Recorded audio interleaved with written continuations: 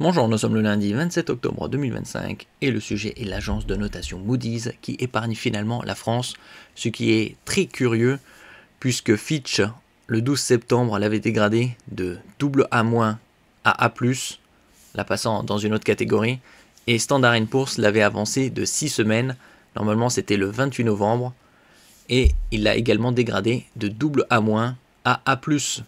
Contre toute attente, l'agence de notation a décidé de maintenir ce vendredi la note du pays, mais en lui attribuant une perspective négative.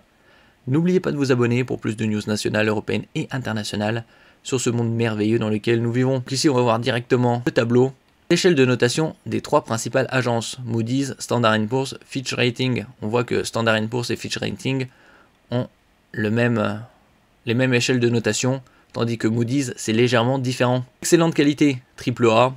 Qualité élevée, donc Moody's conserve le double A3, ce qui équivaut à double A- chez Standard & Poor's et Fitch Rating, tandis que Fitch Rating et Standard & Poor's l'ont dégradé en qualité supérieure à la moyenne avec A+. Donc chez Moody's, ça reste en qualité élevée. Si le pays ne bouge pas, il se fera tôt ou tard sanctionner. Reculer pour mieux sauter, tous les analystes s'accordent sur le fait que l'indice de confiance des marchés en faveur de la France apparaît de moins en moins élevé. La faute à l'instabilité politique et économique actuelle et aux difficultés que rencontre actuellement le gouvernement pour adopter un nouveau budget. Le projet de loi Finances 2026, PLF, est actuellement à l'étude au Parlement, mais sous la menace d'une censure de Le Cornu 2, plutôt 1.5. La France avait encore un AAA, donc la meilleure note, comme on peut voir ici, en 2011-2012.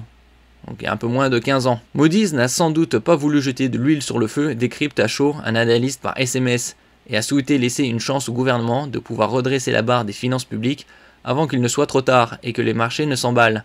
Car quand ce sera le cas, ce sera très dur de revenir en arrière. Le spécialiste estime néanmoins que la décision est d'abord politique, plus qu'elle ne répond à des critères objectifs d'analyse, car si l'agence avait voulu refléter fidèlement la situation, elle aurait dégradé le pays de double A3 à A1, la catégorie en dessous.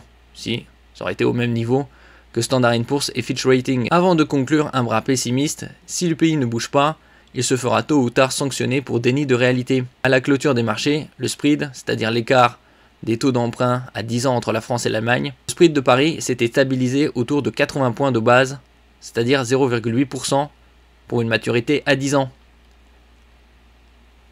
Merci pour votre écoute et à la prochaine.